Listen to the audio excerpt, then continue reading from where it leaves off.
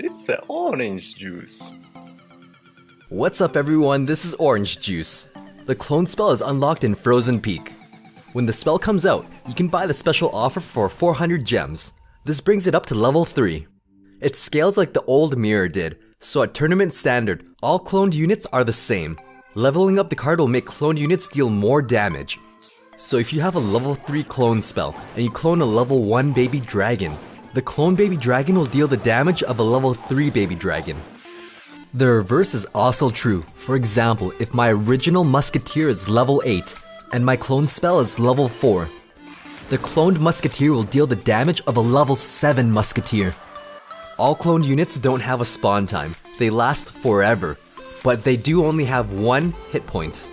That means you can counter this spell very easily with splash cards like Wizard, Arrows, or even a Zap. It's a spell that can be cast anywhere on the map. It does not clone enemy units, it only clones your own units except for buildings. Spells cannot be cloned, including the log. It's a spell, so the wood will not clone. When you clone a unit, it temporarily suspends the unit as they're being cloned. This means that they'll stop moving, and they'll stop attacking for the moment that they're splitting up. It will reset unit charge attacks like Prince, Sparky, or Inferno Dragon. If the original target remains within range of the tower, it will continue hitting that target, leaving the clone untouched. Imagine a unit coming out of freeze. Your enemy tower will still be targeting it, but your unit will begin targeting the nearest unit. So if a world giant is frozen or cloned, and a new building is placed in front of it, it'll target that building instead. Just like freeze spell, if you clone a Sparky, it completely resets her attack. Spells work incredibly well against clones.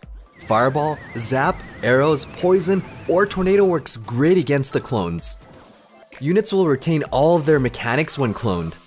A cloned witch will spawn skeletons. Those skeletons will have 1 health but will deal full damage. Casting the clone spell will always push the real units to the left, and the cloned units will spawn on the right side. This will happen anywhere on the map. Knowing how this works is pretty important. If the clone runs towards the tower first, it'll just die. So on the left lane, it's better if your units are closer to the right side of the bridge before casting clone spell, so that the first unit to cross the river is the original unit. The same is also true in the right lane. Since the real unit is always pushed to the left side, it's better to cast the clone spell if the original unit is standing on the right side of the bridge. In this entire video, I'll refer to this mechanic as clone skipping. You can take advantage of this mechanic to bypass a building. Normally a 4-1 plant will pull the balloon. Using the spell on the left lane, you can clone skip the balloon away from the building and straight to the arena tower. You can clone skip with other units too. If you want to split lanes with clones, planting a unit near the center will skip the real unit to the left. A cloned Ice Spirit will freeze units for the full duration of 1.5 seconds. On the topic of freeze, if your unit is frozen and you clone it, the duplicate unit will not be frozen. This can be an advantage if your opponent uses freeze defensively, like if there's 2 seconds left in the game and they're trying to stop your balloon.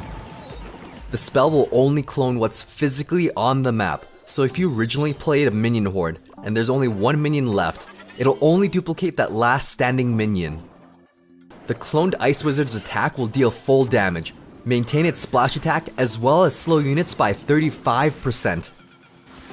The same with the Ice Golem's Death Nova. It'll slow units by 35% as well as deal the full 70 death damage. In the same regard as the Ice Wizard, a cloned princess will retain her insane range and full splash damage. The Ice Golem is the clone spell's worst enemy. Its death damage annihilates all clones within its proximity. If you mirror a clone spell, it won't duplicate any clones. It'll only duplicate the real unit, resulting in 2 clones.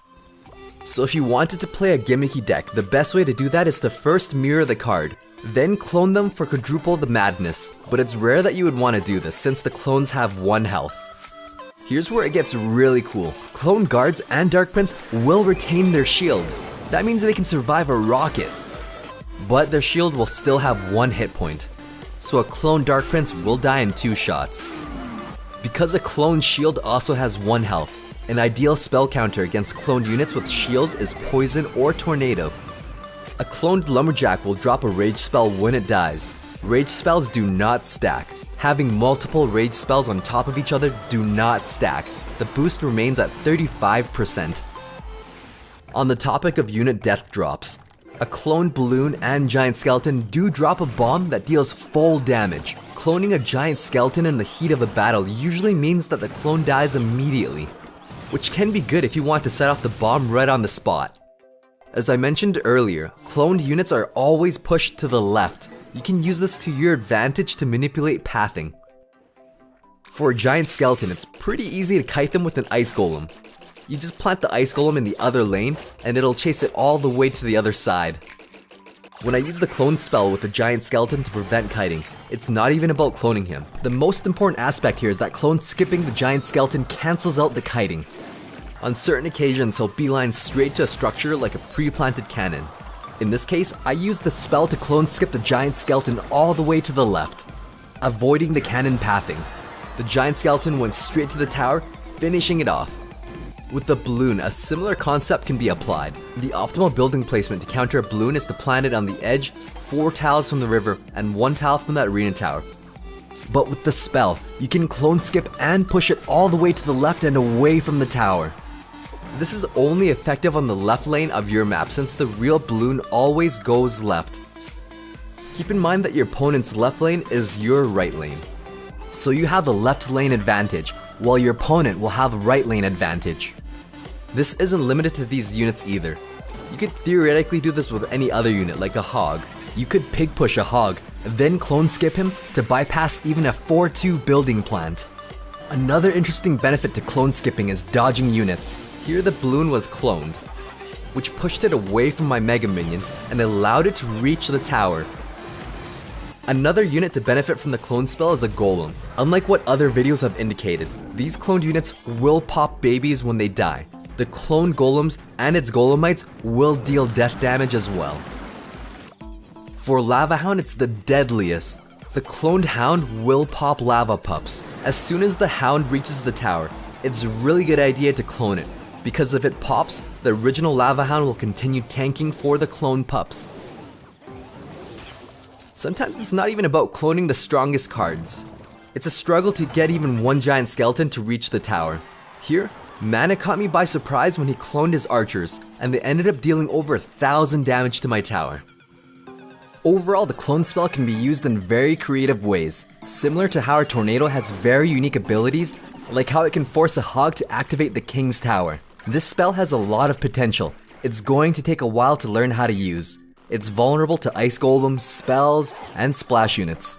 When I used the deck with Guards, Dark Prince, Witch, or a Giant Skeleton, I found that it was really high cost to build up a Death Ball. And once I built up a really strong push, Tornado would just take out my entire cloned army. Since the Tornado lasts 3 seconds, it even took out the Guards and the Dark Prince's shields. One of the absolute best counters to this card is Poison, just because it offers area denial. For the entire 10 seconds of the push, planting a clone spell will result in dead clones immediately.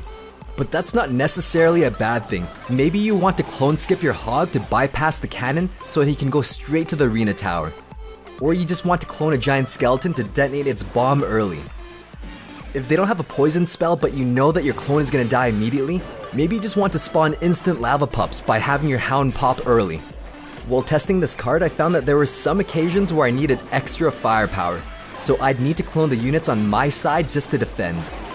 If there's a baby dragon defending your attack, there's no way you're going to be able to clone anything and have it survive in your push without it dying immediately. When using the clone spell, I found that most decks had Zap and Ice Golem, and it was really hard to clone Minion Horde unless those cards were out of rotation. Sometimes it feels like a rage spell. You only use it when you're winning, so that you can win even harder.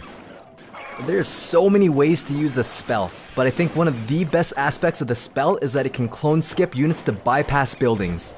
The only problem is that it costs 3 elixir, so it's a bit costly to clone skip. We look forward to seeing some cool clone combos people can come up with, maybe even crazier tech than clone skipping. Thanks for watching, stay tuned for more quality OJ. Positive elixir trade.